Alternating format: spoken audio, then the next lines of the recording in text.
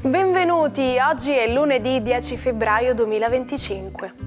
Il sole sorge alle 6:56 e tramonta alle 17:32. La luna si leva alle 15:21 e cala alle 5:49.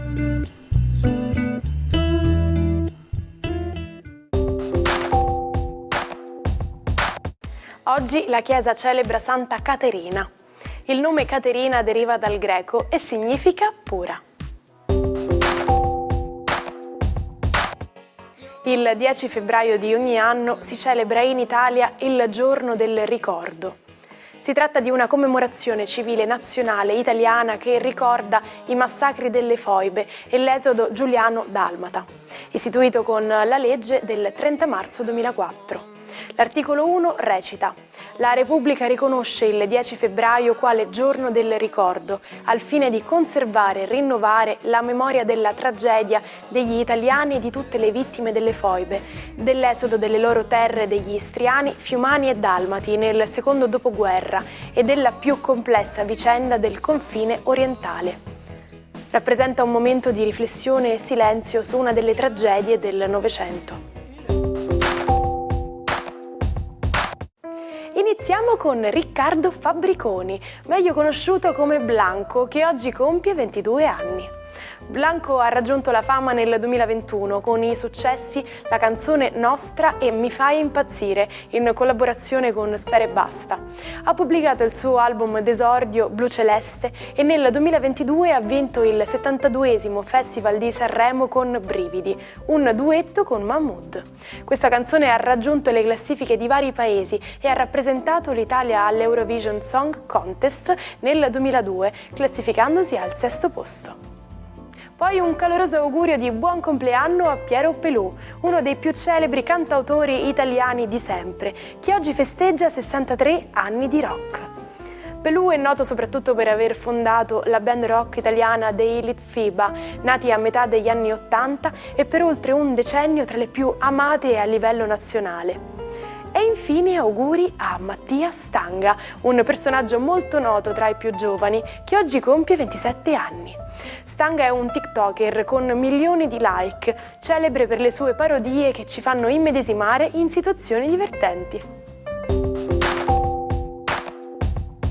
La Corte. Si apre così a Palermo il maxi processo che mette per la prima volta alla sbarra la mafia come organizzazione, dotata di una gerarchia e di una strategia ben definite. È il 10 febbraio del 1986 e gli imputati sono più di 400. Dietro questo risultato c'è la tenacia di uomini come il magistrato Rocco Chinnici, ideatore del pool antimafia. Sappiamo tutti a cosa servono le radiografie, ma sono pericolose? Le radiografie costituiscono il metodo più noto per ottenere immagini in medicina. Si usano per osservare i tessuti interni del corpo e individuare anomalie, come fratture o tumori. Sono in genere semplici e indolori, anche se comportano l'esposizione a radiazioni. Il rischio di insorgenza di tumori è davvero molto basso ed il resto del corpo non indagato generalmente non riceve radiazioni oppure viene coperto da tessuti in piombo, materiale molto pesante ed efficace nello schermaggio dei raggi X.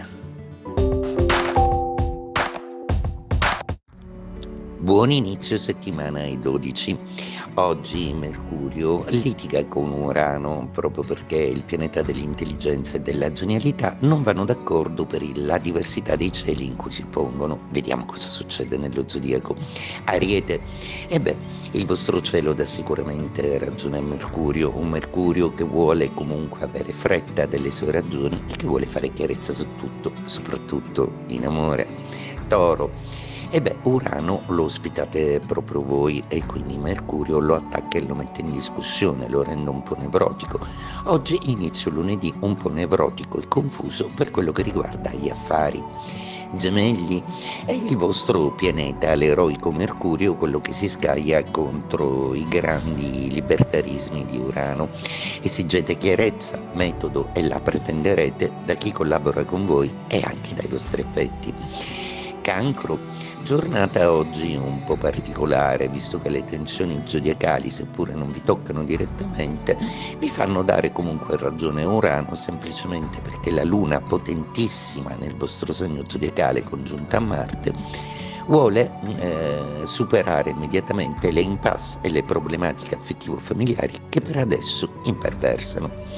Leone, la giornata di oggi prevede un Urano molto nervoso, peraltro con l'opposizione di Mercurio.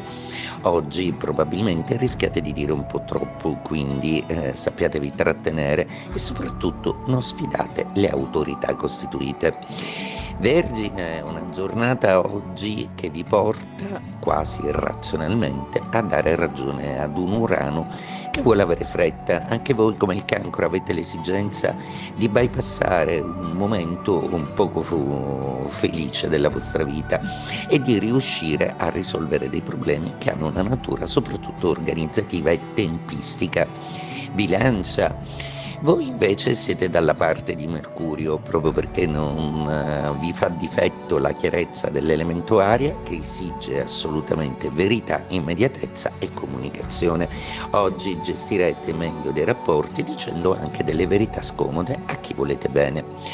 Scorpione, per voi la quadratura con Mercurio e l'opposizione con Urano vi mettono un po' in una situazione di tensione, proprio perché questo lunedì inizia con una scelta obbligatoria da fare.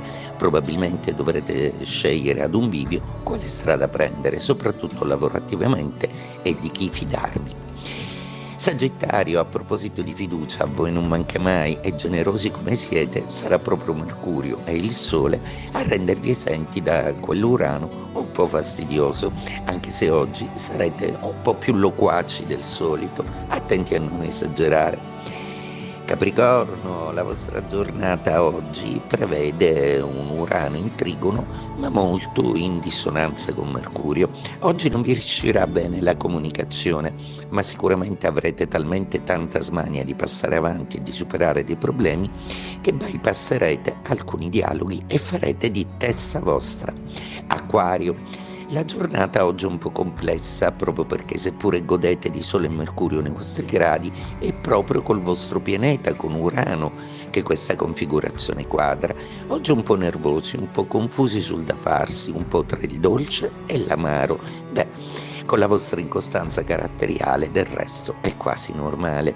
Pesci, giornata oggi che vi lascia esente dalle tensioni zodiacali, eppure rimanete in ascolto di esigenze altre e darete ragione anche dopo molto tempo ad una persona che avete visto un po' in difficoltà rispetto a delle dinamiche di gruppo.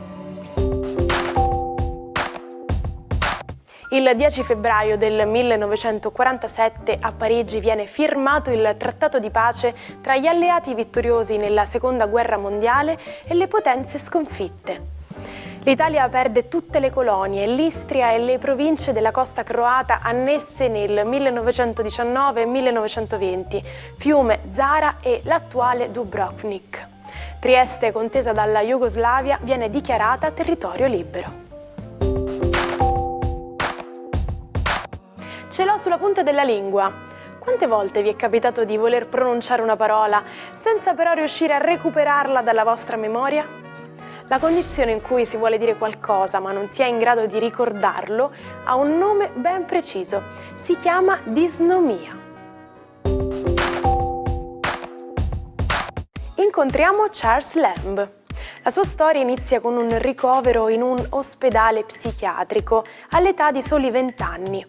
Un presagio dei problemi che avrebbe affrontato per tutta la vita.